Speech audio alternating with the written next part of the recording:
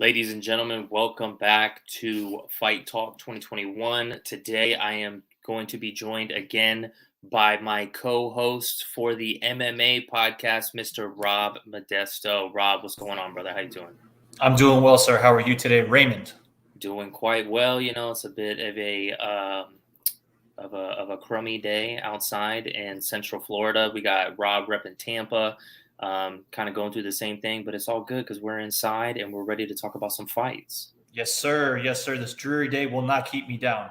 Absolutely not. No. So let's chat about what happened last weekend, UFC 267. I was actually quite surprised. I didn't realize that the card was free. Did you know that? It was free in the sense that I allegedly got it from a free website. Allegedly. Well, you did too much because it was a ESPN Plus card. And I realized that when I saw, so I was helping out my sister and my brother-in-law move back to Orlando, and we had just parked up the U-Haul when the first fight was starting. And as I was on my computer, looking for a totally legitimate website to view the fights on, he had it on his phone, and I said, Did you buy the pay-per-view on your phone? He goes, No, bro, it's free. It's on ESPN Plus. So I just plugged it into like my grandma's Roku, and we watched it like that in the middle of the day. It was tremendous. So turned out to be a great card. Be a great card. I mean, I was watching it. Maybe that's why my stream was so perfect, because it ended up being free, allegedly. Allegedly. But yeah, man, I'm glad they did that too, because as somebody that was going to pay for both cards, of course, to do that back to back on weekends like that, especially when that one's like in the middle of the day, it's a good thing that they did it the way they did it. And also, not leading up to it, not exactly an inspiring, main event. Not a whole lot of hype behind it, So it's not exactly a barn burner of a card looking at it, but ended up being really good. It's awesome. I mean, yeah, as far as the card goes, it was definitely a great card, and I was excited for it. The main event wasn't something that I was like, I didn't wake up Sunday and go, "Oh my gosh, it's fight week," right? Like I did this past Sunday. Yeah, I wasn't like I waited till the last day to watch the embeddeds. Normally, I'm waiting for them to come out. I didn't even watch the embeddeds. You didn't even watch them. See, exactly. No, have you watched for 68? I've watched 2 of them so far. Yeah. Okay. Yeah, and I've been watching that, and then also the All Access with Canelo. So I'm juggling it in there, and it's just the time that I have to watch it, and then I'm also watching like Chicago Med with my fiance. So, if it was up to me, I would have watched all of them twice already. Okay. Yeah, so we'll see, But that being said, let's get into these fights that went down. Like I said, I only watched the main card, so that's all I can really talk about. I know my girl Amanda Hebos fought. I did not see that fight. Did you see that? If so, what'd you think? I didn't catch her entire fight. I actually was in the middle of doing something while the undercard was on, so I don't have exactly an educated opinion on how well she did. She's a beast, though. She's a beast. Yeah. I mean, yeah. And listen, she fought Rob Schneider, and that's fine. The girl that she fought looks exactly like Rob Schneider. Bro, I can't ever tell if that girl's looking at you or me. Poor girl. Yeah. I'm sorry. If you happen to see this, we apologize. Yeah, I'm sorry. We say that with all due respect. Yeah, great fighter. But anyways, so moving on to the actual main event, we had Magomed Ankalaev, is that how you say his name? Versus Volkan Ozdemir. This is one of those fights that going into it, everyone was saying, Volkan Ozdemir, if he doesn't win this fight, then he's pretty much just like a gatekeeper, or not even really a gatekeeper. He's more of just like the guy before the gate. You know what I mean? So right, he's checking tickets. He's not even checking tickets. He's the guy at the metal detector, and then you go to the gatekeeper after, who's checking the tickets. He's making sure your pockets are empty. He might even be a parking attendant, to be honest. It's debatable at this point. Yeah. So Ankalaev, you know what I mean? He looked good, did what he had to do. I guess he's on like a 7 or 8 fight win streak or something. which is great. Another one of those guys that comes out of that Dagestani place where apparently they don't have mustaches, but they have really thick beards. And I'm sure that I've seen him fight before, but the fight that obviously put him on the map for me was that early stoppage against Cutabella. Mm-hmm. You know what I mean? Yeah, twice in a row. Didn't he beat him twice in a row? Well, yeah, the first one, it was one of those things where it was like, it was more of in our eyes, like a no contest type deal. Right. It goes down in the history books as a TKO win, but we all kind of knew like, they need to run that back. And then they did, and then he knocked him out with a nice, I think it was like a right hand while Cutabella was on his back. So that kind of put the nail in the coffin on that. And I said, okay, this guy's on the map now, especially the light heavyweight division. We definitely need some new blood in that division, considering what the main event was, but we'll get to that in a minute. So yeah, any thoughts on Ankalaev, his performance, the future for him? Yeah, man. I mean, once you start getting up there with guys like Volkan Ozdemir, who, I mean, what was it, 2017? He fought at UFC 220, 2016, 2017 in Boston. January 20th of 2018. 2018, okay. Yeah. Was fighting for the title. I thought you would know that. I went to it, yeah. The years, they've just meshed together.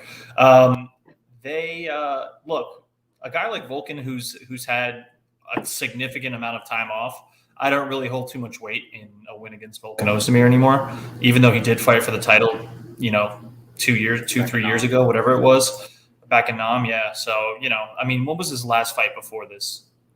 Over a year ago, July 12th, 2020 against Prohashka. Yeah. So I mean, it doesn't really give me a whole lot of hype seeing somebody beat Volkan Ozdemir.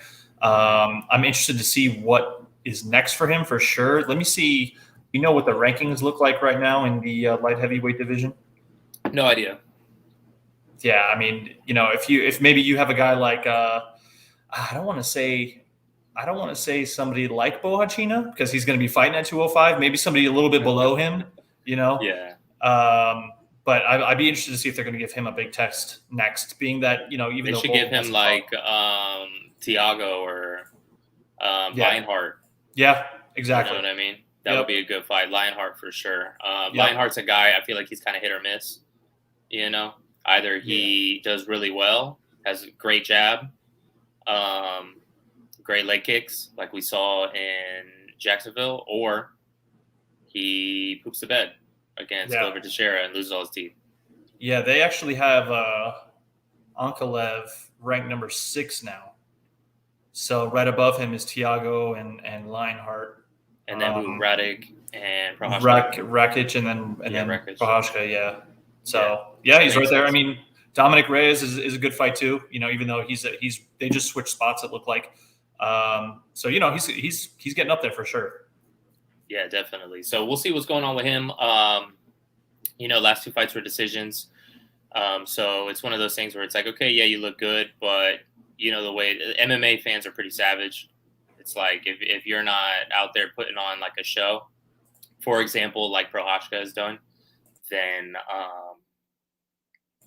sometimes it's just kind of it's a little bit harder to get up there. But somebody that has really put on a show in the next fight, Li Jingaling versus my boy Khamzat Chimaev. Let me get your thoughts on that. Dude, this guy Hamza is the real deal, man. Like, I don't understand what this guy is like. Not to insinuate that he's on anything, but what he's like on. Yeah, what is he taking? Yeah, and you don't normally see fighters like that. We have an idea of what fighters from that part of Russia kind of what they fight like, right? He's from Chechnya, but obviously there's a lot of Dagestani fighters very close to each other. We don't see those dudes just starching people like he is, and the way that, I mean, not that he KO'd Jing Lang this fight, but man, he's won more fights than he's gotten punched in all of his fights. Yeah, by like double. He's had 4 fights and he's only got hit twice. In all of those fights, it's insane, and especially do it against a guy. Lee wasn't a top 10 guy. I think he was ranked number 11, but still a ranked opponent. I mean, Lee versus, it was last year that he fought Neil Magny in a relatively close fight. Yeah, I mean, this guy's unbelievable, man. And he just knocked out Ponzinibbio. Yeah, he's unbelievable. Like he's, you know what, he talks. He's got a good mouthpiece on him. So you know, it's exciting to see someone like him who is he can gain attention from multiple different areas of the world, right? Because he speaks English, but he's from Russia, but he speaks Arabic, he speaks Russian. So it's like he's exactly what the UFC would want, you know? Yeah, especially for that market over there, and it's Exactly. looking like it's cooking up to a big market, especially with a lot of those fighters that are coming out of there. And I think that's one of the reasons why Dana White is now got the golden visa citizenship for Abu Dhabi and United Arab. Yeah, he's got the keys to the city, man. That guy's... Yeah, so they're like, hey, I'll come over here to Fight Island all the time, do all these fights over here, especially if you get Chimaev, Islam, you know, guys like this, Magomed, those type of dudes. All he needs is freaking Khabib to come back, and it's his game over. It's his good. Yeah. You know, I know Patty the Batty said that he's the golden goose right now, but I think it might be Hamzat, man. It's definitely Hamzat for sure. Patty the Batty is like, he's got hype behind him, and especially, you know, when it comes to like English people are big on their people. That's one of the reasons I always say why Amir Khan was as, you know, hyped up as he was, because Amir Khan, he had great skills, obviously super chinny, you know, some would say the chinniest. Oh yeah. Yeah, and some would call him just Chin. Yeah, the Chin. Right. They call him Amir Chin. So, but the thing is that English people get behind their fighters so, like, I mean, so much. They just really support them. And even with the Joshua thing, you know, like when people would say like, oh, Joshua would spark Wilder, I was like, yo, guys, Joshua's not that good. He's good because he's a big guy, but there's so many holes in his game, especially I believe we watched it together. Who's the Russian guy? Povetkin, the Povetkin fight. He was getting caught with uppercuts and stuff in the first round.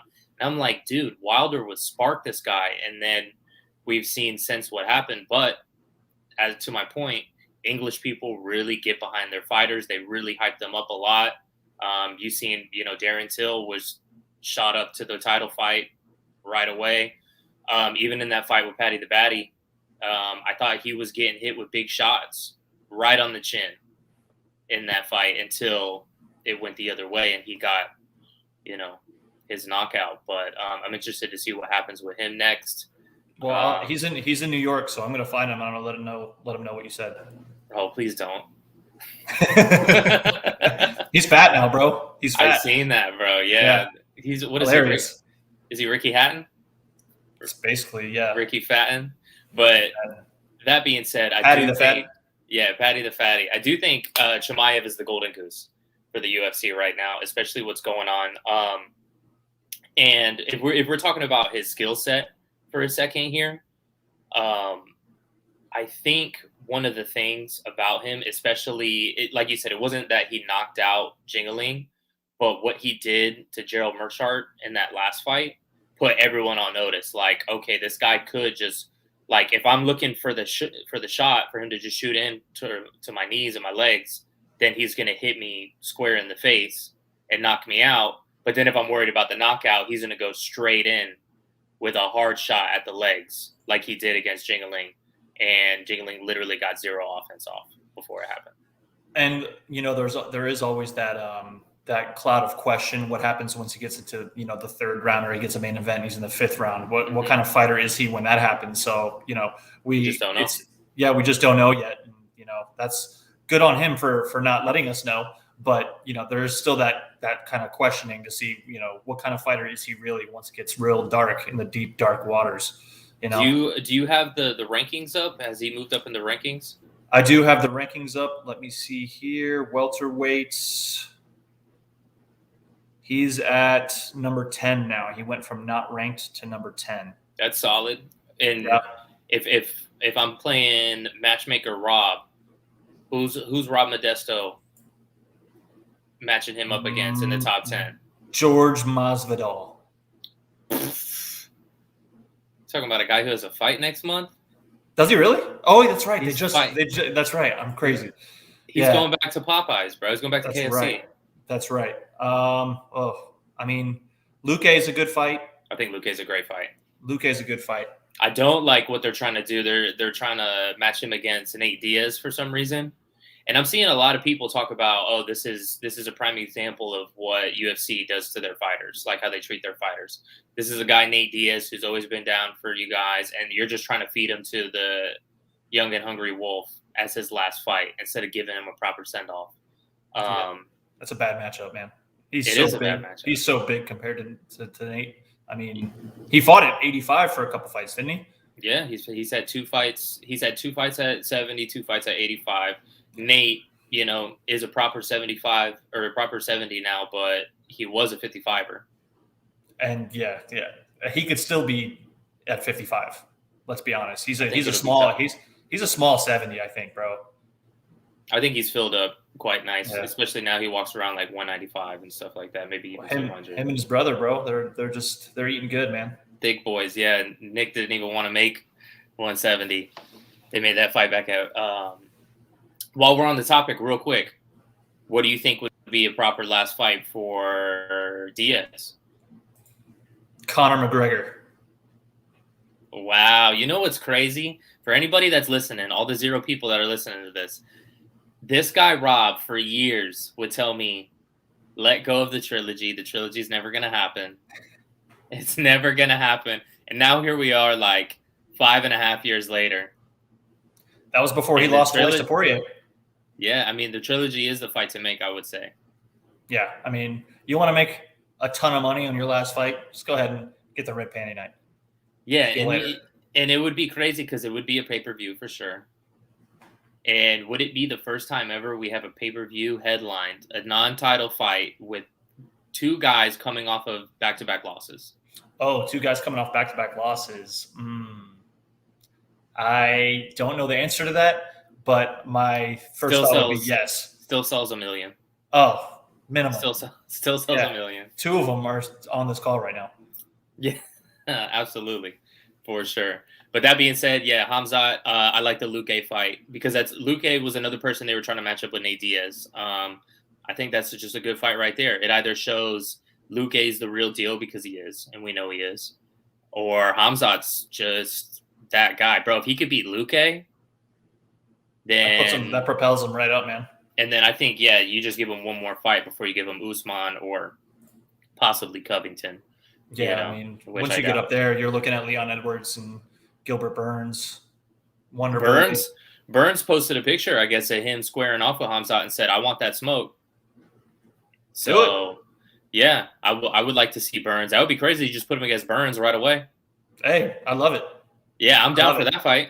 Yeah, sure. If that puts him, listen, that if I was Khamzat, that's the fight that you want. I mean, that puts you. If you beat Burns, you're fine for the title. Yeah, for sure. Yeah, Burns just beat Wonder Boy, hitting him in the back of the head. Nobody cared. It's all good, man. No big deal.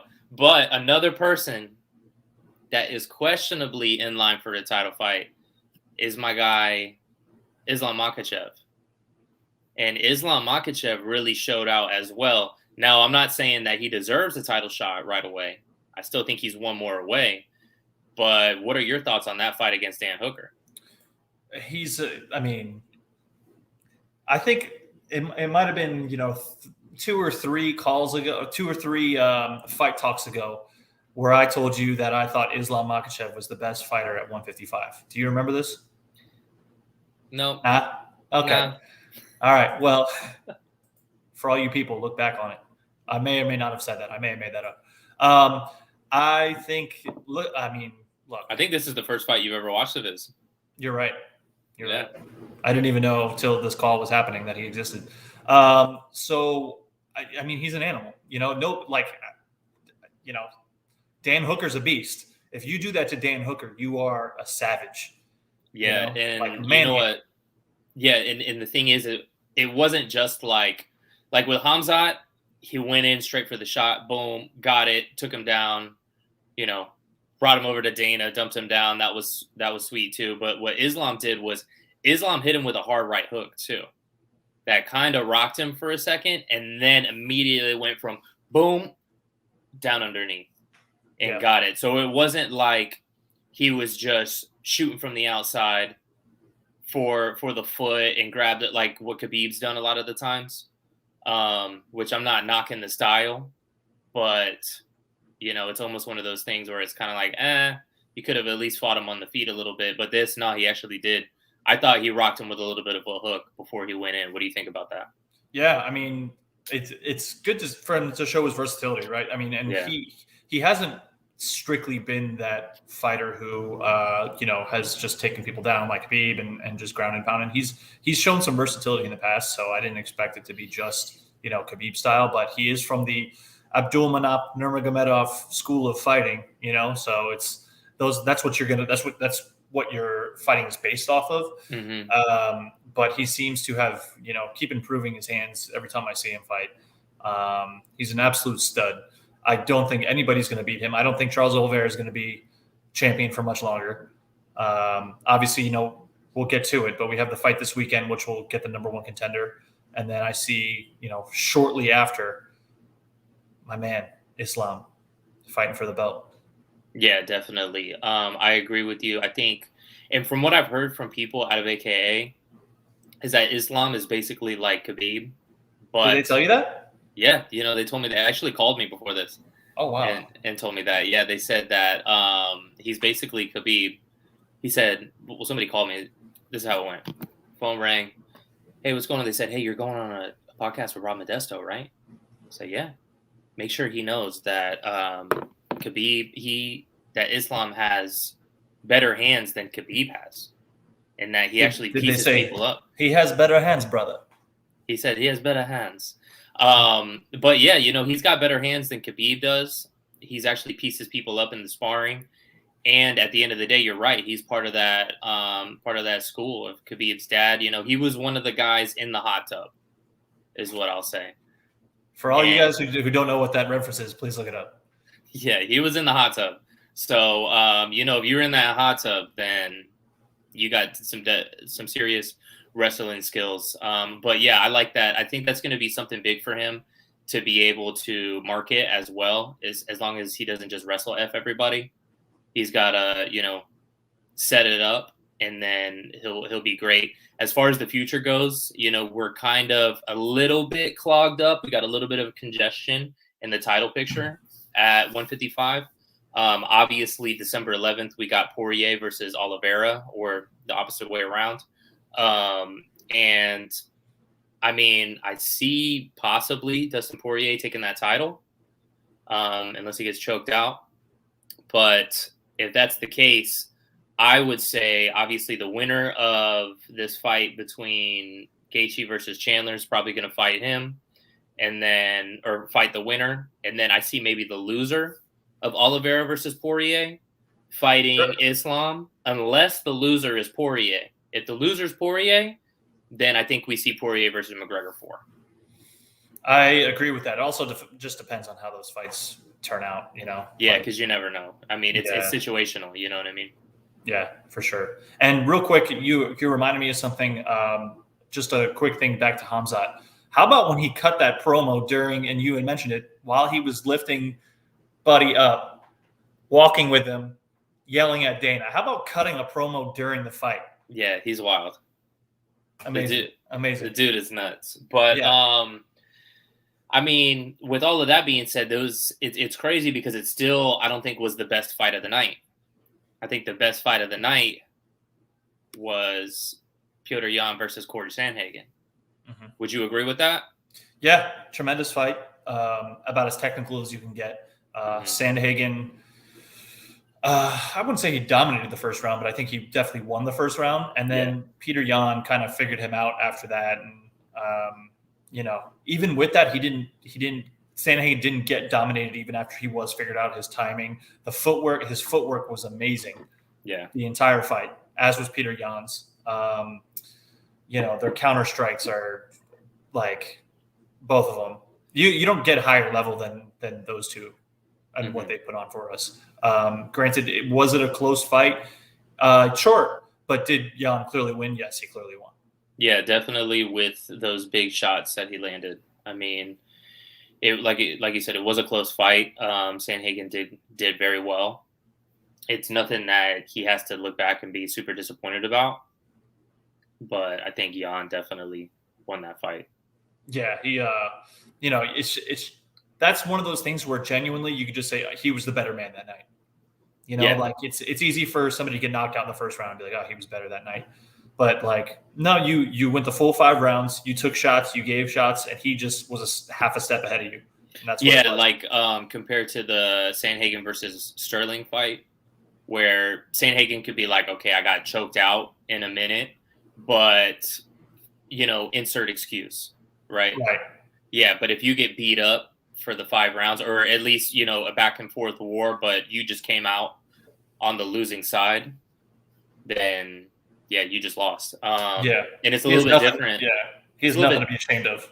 No, for sure. It's same thing with his last loss against TJ. TJ, that was a split decision, could have went either way.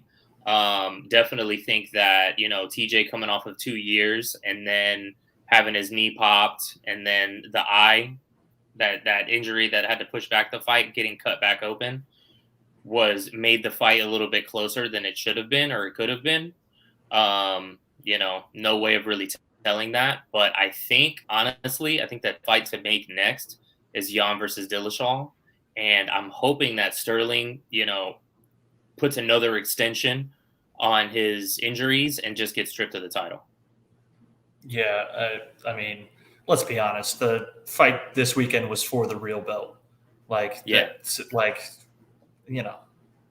Poor guy Peter Yan.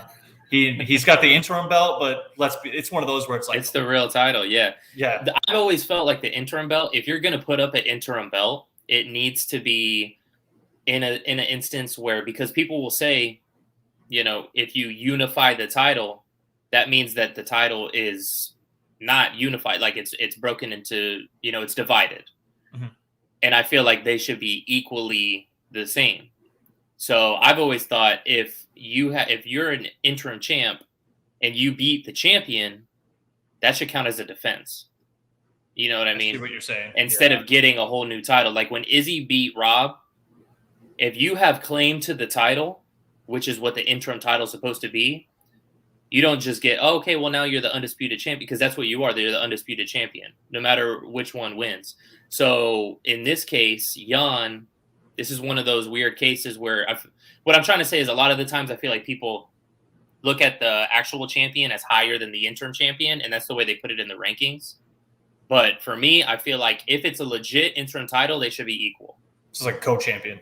Yeah, exactly, co-champion, unless it's something like Gon and Ngannou.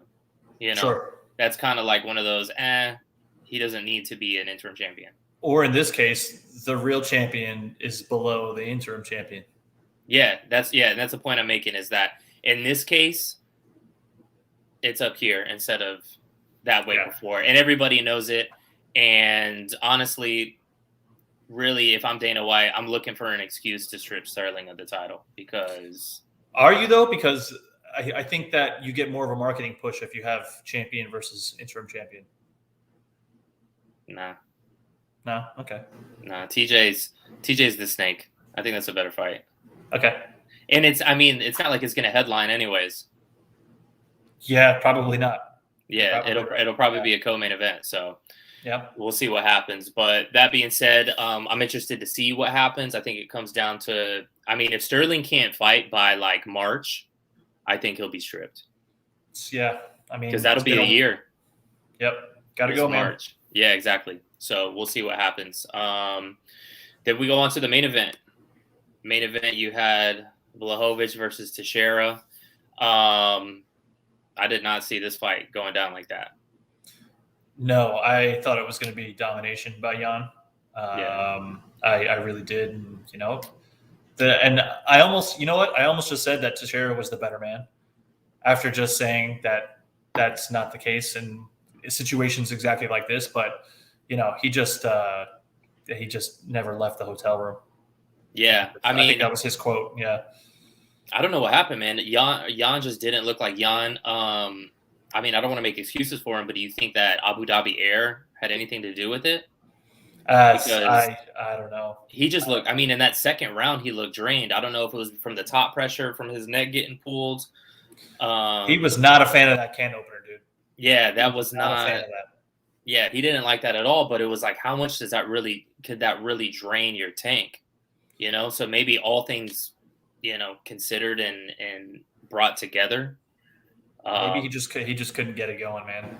Yeah, he just couldn't get it. It happens. But I'm interested to see what's next for Teshera now, because Teshera's fighting Prohashka, bro, and he's gonna get spanked. Yeah, well, that'll be a short reign. Yeah, and I'm sure they're gonna. I know he said he's gonna take a few months off because he can't recover as quickly as he used to. But I can't imagine that it wasn't like it was a hard fight for him. Yeah, no, it's not. Yeah, it's going to be like a Nico Montano type belt situation. Oh God, yeah, the champion that never was. Yeah, exactly. It'll be similar to that. Who's more of a legitimate champion? Actually, the debate should be Nico Montano or Aljamain Sterling. Yikes, Aljamain Sterling for sure, because he still had a fight to get to that title shot. Whereas Nico's was just off of the Ultimate Fighter, wasn't it? Yeah, she beat like Rachel Ostovich or somebody. Yeah, no. She's not even in the UFC anymore, so she's. They should just take her. Just forget about that. Forget that.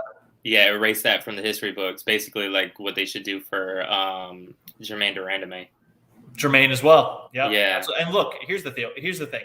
If I said Thiel, I combined deal with thing. It was 125, if I remember correctly, right, Nico? Yeah. I mean, you had Valentina right on your heels anyway. So, she should have just gave it to her for her birthday. Yeah, she should have. She should have just mailed it to Argentina. Yeah. And, it would have made everybody's lives a lot easier, I'm sure.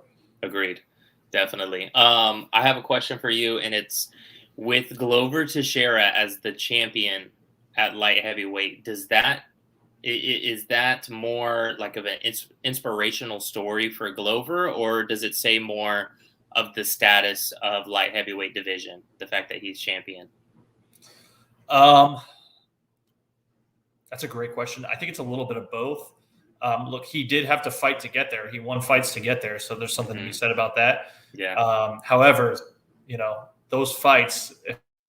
Let me pull up to see what his last few fights were here, because I'll tell you, the last fight before that got him Thiago, to the title was Thiago, Reinhardt, Krylov, and I think the Lionheart fight was really good. The Thiago fight, I think Thiago really shit the bed with that one, because he literally was dropping Teixeira, and then he went to the ground with him, and then got choked out on the ground. So that one was, I think, a little more situational of Thiago just making the wrong move. And then that locked in a title shot for Teixeira, and he just kind of sat back and said, hey, I'll wait a year, which it literally was a whole year, minus a week. But, I mean, it is what it is, Teixeira. It's a division with a lot of losses in it. Yeah, and especially for Teixeira, somebody who, he got completely pieced up by Gustafsson. He got knocked out in 13 seconds by Rumble. And then to come back and do this. So I agree with it is a little bit of both. It is inspirational for him to not quit and come back. But then also you see kind of, all right, would this be happening if John Jones was still in the division? Oh, Jesus, no. No. All I know is that Chuck Liddell got really excited, and I'm sure he's now thinking about fighting again since he just saw this guy win. He's like, bro, I could do it. I could become champion again. Hopefully not. Hopefully not. He can call the Bosker. There you go, best friends. A lot in common. Exactly. A lot of things in common. Well, like I said, I think we're going to see Teixeira versus Prohashka, and if he can't get Prohashka to the ground, then I think he's getting murked by Prohashka. Yeah, it's going to be an issue. And listen, and if Glover beats him, he's a GOAT. Forget everything I said. Yeah, Teixeira's the greatest of all time. Yeah, for sure. Number one pound for pound. Yeah, definitely. Well, that being said, we're done with UFC 267. We have a huge card tomorrow, UFC 268. My friend, looking at the card just in general, let me look at the card. Is there anything that sticks out to you on the prelims? Yeah, Edmund Shabazzian. He's had a couple of rough goes And as of he's recently. early on the prelims too. Yes, he is. He's on a 2-fight skid right now. But remember how he was getting a lot of marketing behind Who was him. his last fight? Jack the Joker. Oh, Jack the Joker. Yeah, Jack the Joker. What did he do? He choked him out? He lost by decision. So he lost his last two fights. He got TKO'd by Derek Brunson, which I believe was a main event. I think on a ESPN Plus card. Mm-hmm. And he was getting a lot of marketing behind him before that. He's kind of been on a skid now, but I see him turning it around this weekend. I think that's a good bet. I don't know what the odds are, but I like him on the undercard. Of course, Ally Quinda versus Bobby Green. That's going to be a fun one. Bobby Green is, he's a funny guy. Ally Quinta is fighting in New York. Yeah, shout out Ally Quinta, the real estate agent. That's right. Real estate. And then what brokerage he's with. Yeah, I need to check that out. Yeah, I should hit him up, see if he's got any referrals. For sure. I think the biggest fight for people to look out for is my man Alex Pereira right here. I don't even really know how to say his last name. But if you look on UFC, they don't even have like a thumbnail picture for him. They don't even have a headshot for him. But for those who don't know who this guy is, he is 3-1 in mixed martial arts. He is a kickboxer. He has 2 wins over Israel Adesanya, one in 2016 and one in 2017. And the one in 2017 was a KO, left hook, clean. And I'm talking about knockout. So and it wasn't like it was that long ago. It was right before Israel came into the UFC that he got knocked out clean by this guy. And then if you look at this guy, Alex's mixed martial arts career, his first fight ever was a loss. Then he had 2 other fights in like 2016. And then his last fight was in November of 2020. So he hasn't really been a full-time mixed martial artist. So this is going to be interesting to see. He's actually a minus 250 favorite. I wonder what's going to happen. But if they can bring this guy up the right way and give him the right matchups going into, the UFC, I think they really want to put him in that title picture against Adesanya because, the marketing for that would be crazy. I do love how they're putting him on that primetime spot for the prelims. It's awesome being that it's his first UFC fight. Just jumping right into the Wolves Den. Yeah. So it's going to be fun being able to see him, and I'm looking forward to seeing it live and in person. Yeah, I'm excited for you, man. I definitely wasn't going to be going out to New York to be doing any of that, but this is going to be a good one to be at for sure. What you got? Upper bowl, lower bowl? I actually don't know where the tickets are. I think it's like kind of mid, which is where I prefer. Yeah, that's a great spot. Yeah. So looking forward to it. Definitely. Before we get into the 3 biggest fights on the card, we got Hurricane Shane coming back, and then also Frankie Edgar versus Chito Vera. What do you think about those fights? And listen, I'm down to watch Frankie Edgar at all times, especially in New York. I do not see him winning this fight. Unfortunately, I think it's probably going to be the last one for our Frankie Edgar. Yeah. And if it is, then he's an underdog too. Yeah, he's had a great career, but I don't see him coming out on top for this one, man. Chito Vera,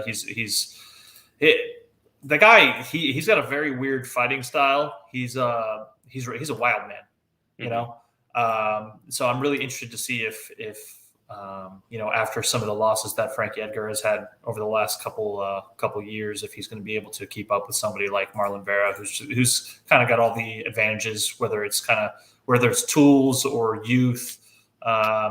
It's just, we started seeing Frankie getting knocked out, and it's just not looking good. Yeah, and I think even in his recent wins, like for example with Pedro Munoz, I didn't see anything like great out of Frankie. It was just a lot of volume, a lot of movement, and I think there was a case to be made that Pedro could have won that fight too. So it's not like I'm seeing anything. I'm not seeing championship Frankie Edgar. Sure. You know. Yeah. No, those days are long gone. Yeah. So still a fan though. It's going to be an interesting fight. We'll see what happens with Chito. If Chito wins, we'll see if that sets him up for that O'Malley rematch. I don't know if O'Malley wants that, but I think that's a big fight, a huge fight, if that can be made. Hurricane Shane, this will be an interesting fight. See if he could bounce back. Always a fan of him. In general, that's one of those ones where I don't really have a horse in the race. I'm down to see what happens. But a big move on the card was the co main event, which was Gaethje versus Chandler, has now been moved to the opening slot for reasons of Trevor Whitman not doing back-to-back fights. What do you think about that time slot move? What do you think about this fight? This time slot move means nothing to me. Yeah, I'm actually kind of excited about it. Yeah, like I like opening up the card with a fight like that. That's great. It's going to get the crowd. It's going to get the crowd there early. So it's going to be good to see that fight. I mean, that fight's too close to call for me. I don't know what's going to happen. It's going to be absolute chaos. This could be a main event by itself. It could. I'm just so excited for that fight, man. I'm almost more excited for that fight than the other ones. It's up there, man. Yeah, it's like right here. Yeah, like if there was title implications, obviously that would change. I mean, it's like a number one contender fight, basically. It is. They set it up there, and Dana was just like, "Yeah, that's what it is." And I kind of like how Gaethje doesn't care for Michael Chandler, and that there's a lot of memes going around about Michael Chandler now, which is hilarious, like motivational Mike or whatever it is. I've seen one, where it was like they put Michael Chandler's picture, but they put the negative effect on there, and it was like evil Michael Chandler, and all the comments are like, "See you at the bottom." Yeah, exactly. It's like hilarious. The internet's undefeated with stuff like that. But yeah, listen, I have nothing to give for this fight other than because I know like I have so much like mental energy into this fight right here that once it happens, I may just pass out. I may not even see it. I may just pass out while I'm excited while they're walking out. May not even witness it. Yeah. How about that? Yeah, most likely. You'll have to watch it Sunday morning. Yeah, if I wake up. Yeah, you might pass out again. Yeah. What do you think? Oh, man. You know what? I'm definitely way more of a Michael Chandler fan than I am a Justin Gaethje fan. I've always liked Justin Gaethje, especially just his fighting style is awesome. He is great. That performance against Khabib was so poor that it knocked him down a lot of notches. He just didn't give anything compared to, and I thought he just fought scared. But I think this is a terrible, terrible matchup for Michael Chandler. I think it's the worst matchup in the division for Michael Chandler. Really? And yeah, I think it's terrible. And I'll tell you why. First of all, Michael Chandler has been one of the people who's been susceptible to that peroneal nerve damage from low leg kicks. Tell me right now, Rob, who has the best low leg kicks in all the lightweight division? Mr. Gaethje himself. If Gaethje. not, Dustin. Yeah. Well, what's his name? Brazilian guy, great kicks. Oh, you're talking about Edson Barbosa? He's a featherweight now. I know he moved down. Yeah, that's what I was going to say. I would say his kicks in general are definitely better. I think Gaethje's are great because he's so sneaky with them. He puts them in like at the end of his combos and whatnot. So from any distance too. He's like in the phone booth with you, and then he kicks your low leg. So I think that may play a part in there. Even Hooker hit Chandler with a couple of those, and you see that he didn't like them. Especially Chandler likes to pressure forward, be heavy on that front leg. And then other than that, I think obviously Chandler's kind of chinny. And Gaethje throws bombs, and he throws huge counter bombs too. So if he gets hit with one of those counter bombs, I think it's game over for him. I just love that Chandler said first to take a back step has a coward's soul. Yeah. So when he said that, I got spooked. And I think it's going to be Gaethje who takes the first step back, because that pressure from Chandler is going to be really tough. Chandler's going to pressure you in your face, and honestly, Gaethje's over here like, oh, he's going to wrestle. He's a little bitch. He's going to shoot. Shoot. Chandler needs to shoot, and I want Chandler to sit there and go, yeah, I'm not going to shoot. Yeah, Chandler, he's a far better athlete in my point of view. He's got better he's got better movement than I think Gaethje's a better tactician. Yeah, and he does have a great chin, but he's obviously susceptible to taking shots. So who knows when he's going to take the one that's. I thought Dan Hooker had a great chin too. Yeah, after that fight with Poirier, but I thought Amir Khan had a great chin. Just kidding. I never thought that.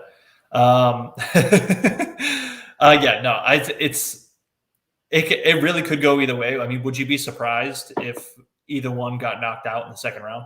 No. Yeah. No, because Chandler's. I mean, a lot of people like to say, "Oh, you can't practice power," right? They like to say that all the time, saying stuff like, the power, you can't do it, blah, blah, blah. Dude, this guy throwing those medicine balls and the backflips and all that kind of stuff, it's got to help him. Yeah. You know what I mean? Because for him to be able to just touch like Charles on the head and just put him down, I mean, he was one shot away from the title. Yeah. I mean, look, I've got nothing bad to say about either one of those dudes, man. It's just, I'm so happy that this fight's happening. I'm almost a little upset that we're not getting a main event out of it, because I would love to see 5 rounds. If it comes to 3, if this goes to decision, I'm gonna lose my mind. I'm gonna walk out. But yeah, I'm not even gonna stay the rest. I'm gonna go to bed. I'm gonna demand a refund. As you should. Yeah. Well, that being said, we'll see what happens. I mean, I'm gonna be really nervous during this fight, but we'll see. For the co-main event, Thug Rose versus Weili Zhang Weili, however you say it. Honestly, I don't even know why this fight's happening. I get it. Zhang is, I guess the best in the division. I know why it's happening. They're trying to push the China market and see if, she can get that belt back or at least get one more title fight out of her. But after that last fight, there was nothing that told me that this deserved an immediate rematch. What do you think? Me neither. No, and I'm Team America. Oh, dude. Something that I want to say real quick is there were so many people. I saw all of these media people saying I can't believe those people in Florida were booing her. I can. Yeah, USA. As soon as she got knocked out, everyone was USA, USA. It was great. It happens every fight. Wait till they hear the "Let's Go Brandon" when she walks out, dude. I know it's gonna. It's gonna go crazy, dude. Yeah, it's gonna go wild. Yeah, Let's Go Brandon's gonna go so hard. I went to the Lightning game last week, and they were yelling it. Now at the UFC, they're gonna. It's gonna be hilarious. Game over. It's done. Yeah. Definitely send me a video clip of that, because absolutely for sure. Yeah. So what fight do you think should be in place of this? If not, I mean, yeah, sure, this is fine. Because other than that, you have to make the case for Carla Esparza to get the title shot, which she's on a win streak with 5 split decisions that she barely won, and then you can kind of make the case of, oh well, she beat Rose for the inaugural championship, and there's that kind of storyline, but I don't think it's that great of a storyline. You know what I mean? So this fight, I'm interested to see what happens. Hopefully it's a great fight. In the past, especially with Joanna, Rose ended up going the 5 rounds afterwards. But we'll see. I'm rooting Thug Rose all the way. Yeah, and side note, I just looked at the rankings, and Joanna is completely off the rankings. They took her off for inactivity, yeah. Oh, for inactivity? Yeah, didn't they just take John Jones off? like recently? I don't know. Yeah, they should have. He should be in jail. Yeah. And how about when Conor was off for 2 years? He was like still number 2 pound for pound. Yeah, he was number 1. He fought Floyd, so it was all good. Yeah, exactly. Yeah, no, I'm looking for a big win by Thug Rose. I think that she's going to win by dominating fashion. At least I hope so. I'm a huge fan of Thug Rose. I'm really excited to see her fight in person, and I will be severely sad if Zhang Weili wins, even though she seems like a nice person. Like, she seems great, like it's all good, but I'm looking for that Thug Rose victory again, man. I like the speeches afterwards. I like the whole thing. I'm the best. Yeah, I'm the best, man. Yeah, she is the best. So yeah. I mean, that leads us into the main event. We'll cover this real quick, man. What do you think? That's wild, dude. Look, I'm a big fan of both guys. Everybody thinks of the thing about, Colby is like a piece of crap. Like, he talks all this stuff, and he did say some unsavory things at the press conference yesterday about Usman's dad. That was a little, It was kind of funny though. It was funny, and Dana White said, "Listen, people, I'm never gonna, they saying PC, so yeah, there's no limits on what you can talk." So he's taking full advantage of that. Colby heard that. He goes, "Okay, bet." Got his pen and paper, starts taking notes. Challenge accepted. Yeah, literally. I think Usman's, a different kind of animal, especially with Trevor Whitman. Yeah, man. Like, I mean, who expected him to knock out George Masvidal? Like, who expected that? Not me. And if you can knock out George Masvidal, you can knock out damn near anybody. Yeah, for sure. So I see Usman winning by dominating fashion in this fight. I think this fight's going to be a lot different, though. Obviously, Covington's been saying it. He's going to be using his wrestling. He's going to go for that. I don't know if it's going to work on Usman, but we'll see what happens. He's definitely going to switch it up. I think it's going to be a lot different than the first fight. Here's my question to you, though. Do you feel like Usman is taking this fight lightly at all? Because I've heard just his demeanor and whatnot, and then also when he talks about this ridiculous statement of him wanting to fight Canelo, he says specifically, this fight gets me up in the morning. That's a fight that motivates me. And it makes me think, okay, does this fight right in front of you, which was arguably your hardest fight, not motivate you? Yeah, I don't think so. I think that he probably just sees a bag. Not that him and Canelo would ever fight in a million years, or that he wouldn't get absolutely destroyed by Canelo, because he would. He would get murdered. I think that he just sees like a money sign, and he saw the whole Conor McGregor thing with Floyd, and like he's just not that guy. It's just have you seen the video? You're not that guy, pal. You're not that guy. You're not that guy. You're not that guy, pal. You're not that guy. So I don't even know why this is even being entertained. It's ridiculous. It's not. I think it's just him. Yeah, you might be right. Dana White, like, he mentioned it yesterday during the press conference, and it was like, oh God, like, are we really talking about this? Like, he didn't even answer the question. Yeah, he was just like, are you talking to me? I can't hear anything. Yeah, no, he just went. Yeah, he didn't answer that question. Yeah, but that being said, we'll close this out. What's your official prediction? You said Usman dominating fashion? I think I probably see Usman by TKO, maybe in the 4th round. Okay. You, sir? Colby Covington, 1st round knockout. Oh, boy. Let's go, Brandon. Honestly, bro, I have no idea. I think it's going to be a tough fight. If I'm putting money on it, I'm putting money on Usman. He's just, the activity, just how much better he's gotten with Trevor Whitman. Obviously Covington's gotten a new coach as well, a new game plan, and it's going to come down to that game plan and see if he can effectively, do something. Yeah, sure. And I think, so going back real quick, you said Gaethje, Rose, and if you had to put money on it, Usman, correct? Yeah, probably. Okay. I like that. I like those 3 too. Yeah, I'm not telling anybody to bet your mortgage. Mm-hmm. And honestly, I don't even know what I'm talking about ever. So yeah, and also every time I bet, I lose. So don't. That's why I don't bet. I'm the kiss of death. Yeah, people will be like, "Oh, you got money on these fights?" Absolutely not. And then they ask me, they're like, "Hey, this kind of stuff. Who should I put money on?" Go, don't listen to me. No, I'm I an have idiot. no idea. I'm putting money. I'll tell you to put money on McGregor. Yeah, exactly. It doesn't matter. McGregor versus Ngannou. Yeah. Put your banknote on. It depends on if McGregor. he's motivated. Yeah, right. Exactly. Is it karate stance? Is it karate stance, or is it long hair McGregor, or is it like Yeah. kind of my cut McGregor? You know? Yeah. Does he have braids? Is he bald? Yeah. No. Exactly. We'll see. But all right. That being said, we'll see what happens. Enjoy the show live in New York. Definitely looking forward to seeing some videos from that. And until next time, we'll chat about it next week. Until next time, see you at the recap. Yes, sir.